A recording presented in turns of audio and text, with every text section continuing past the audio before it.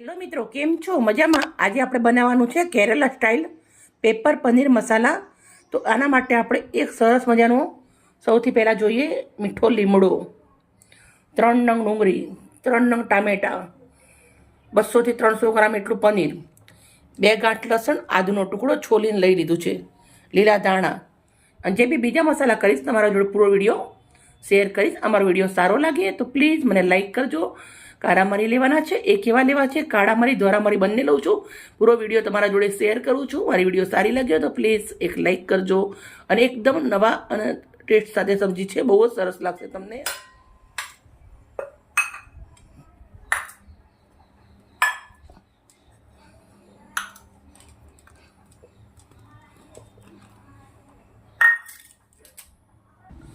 ડુંગળી આપણે કટ કરી લેવાની છે. ડુંગળીને આપણે આવી રીતે મોટા મોટા પીસ કરવાના છે.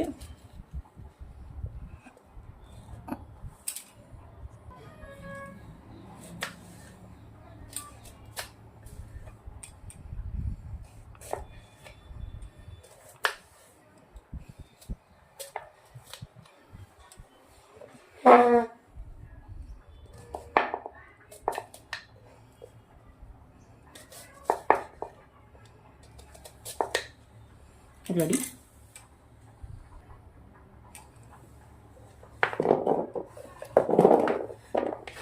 ટામેટા કટ કરી લઈશું. ટામેટા પણ આપણે એવી રીતે જ કટ કરવા છે, મોટા મોટા જ. આપણે ગ્રેવી તૈયાર કરવાની છે એટલે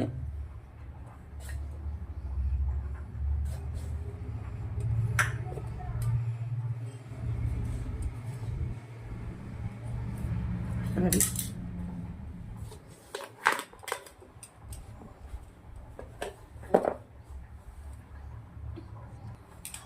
પનીર આપણે કટ કરી લઈશું. પનીરના તમે મનપસંદ કટ કરી શકો છો, પણ હું આવી રીતે કરી દઈશ.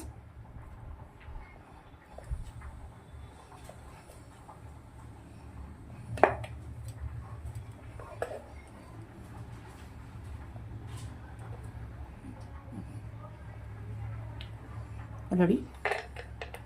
બીજું પણ આપણે આવી રીતે જ કરી લઈશું સેમ. રેડી. એક આના અંદર પહેલાં એક સૂકો મસાલો બનાવવાનો છે, પછી આપણે ગ્રેવીવાળો બનાવવાનો છે. એક તવો લેવાનો છે, જીરું નાખું છું 1 ચમચી, અડધી ચમચી કાળા મરી, અડધી ચમચી ઓછા સફેદ મરી ના હોય તો ચાલે. 10 નંગ લીમડો એને ધોઈ નાખવાનો છે અને કોરો પાડી પછી લેવાનો છે. આને શેકીને એક મસાલો કરી દેવાનો છે. 2 થી 3 મિનિટ શેકી લેવાનું છે. લીમડાની મસ્ત સુગંધ આવે એવું આપણે શેકી લેવાનું છે. સરસ મજાનો એકદમ નવા ટેસ્ટ સાથે શાક બનશે. હા, તમે બનાવશો તમને ખરેખર બહુ જ મજા આવશે ને એકદમ કંઈક નવું લાગશે એમ તમને. 2 મિનિટ શેકી લેશું. સરસ મજાનું શેકાઈ રેડી થઈ ગયું છે. પાન શેકાઈ ગયા છે. ઠંડુ પડવા દેશું, પછી ખલના અંદર વાટી લેશું.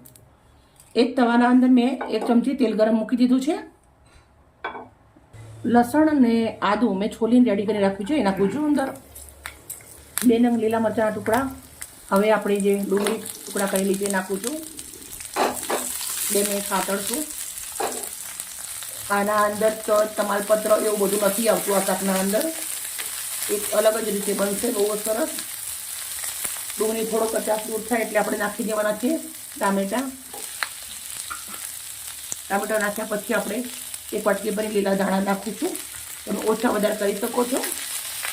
બધું જ આપણે 3 થી 4 મિનિટ સુધી શેકી લેવાનું છે.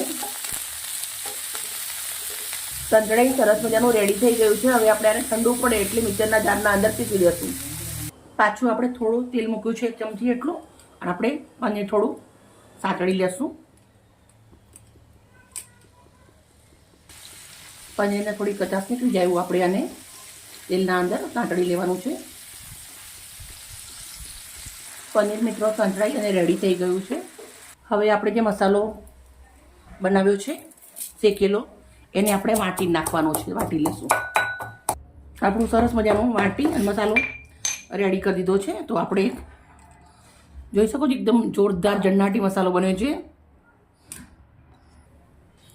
આપણે ગ્રેવી બનાવી દેવાની છે. મિક્સરના જારના અંદર લઈ લીધું છે, પીસી રેડી કરી દીધું છે. મિત્રો આજની વિડીયો મોટી છે પણ કંઈક નવું બનાવીએ સારું સ્ટેપ બાય સ્ટેપ શીખવાડું છું એટલે થોડી મોટી થઈ કઢાઈ લીધી છે 100 ગ્રામ એટલું અમૂલ ઘી નાખું છું અંદર તમે તેલમાં બી બનાવી શકો છો ઘી ગરમ થઈ ગયું છે થોડું જીરું નાખું છું ચપટી લાલ મરચાં 3 નંગ હવે આપણે જીરું છાટકી ગયું છે તો ગ્રેવી બનાવી છે નાખી દઈશું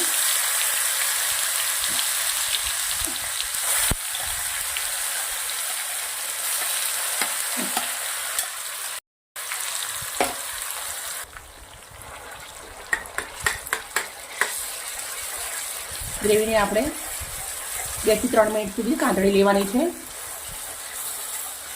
ઘીના અંદર ગ્રેવી થોડી સંતળાઈ જાય એટલે મસાલા કરી લઈશું આપણે થોડું જેવું લાલ મરચું નાખું છું થોડી હળદર પેસ્ટ દાણા જીરું 1 ચમચી મીઠું તમારે મીઠું સ્વાદ પ્રમાણે નાખવાનું છે મસાલા નાખ્યા પછી 2 થી 3 મિનિટ સુધી આપણે આવી રીતે એને ઘીના અંદર મસાલાને શેકી લેવાના છે ઘી છૂટી ગયું છે મસાલા સરસ શેકાઈ ગયા છે તો હવે ગ્રેવી શેકાયા પછી જારના અંદર મેં થોડું પાણી લીધું છે એ નાખી દેવાનું છે પછી અંદર આપણે ફ્રેશ મલાઈ નાખું છું 1 મોટી ચમચી ભરીને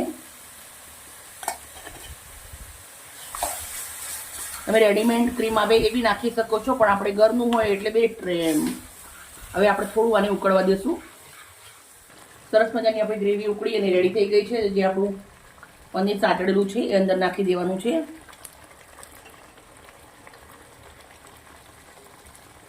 પનીર નાખ્યા પછી જે આપણે ઝંઝણાટી મસાલો બનાવ્યો છે એ નાખી દેવાનું છે એકદમ ચટપટો સરસ મજાનો હવે આપણે આને મિક્સ કરી દઈશું અમે આને 4 થી 5 મિનિટ સુધી ધીમા તાપે આપવા દઈશું ચડવા દઈશું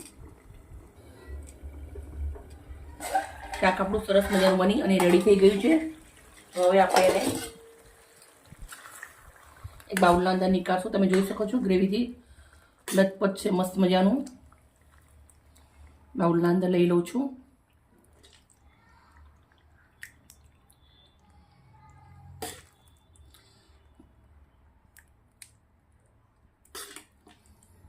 બનાવ્યું તો વધારે છે પણ આપણે એવી રીતે બાઉલના અંદર લઈ લીધું છે મસ્ત મજાનું બનાવી અને રેડી કરી દીધું છે મારી વિડીયો સારી લાગી હોય તો પ્લીઝ એક લાઇક કરજો અને ગરમીના મોસમના અંદર આ શાક તમે બનાવશો તો પેટના અંદર ઠંડક આપશે બહુ જ સરસ રહેશે મજા આવશે બાય મિત્રો કાલે આવી નવી રેસીપી સાથે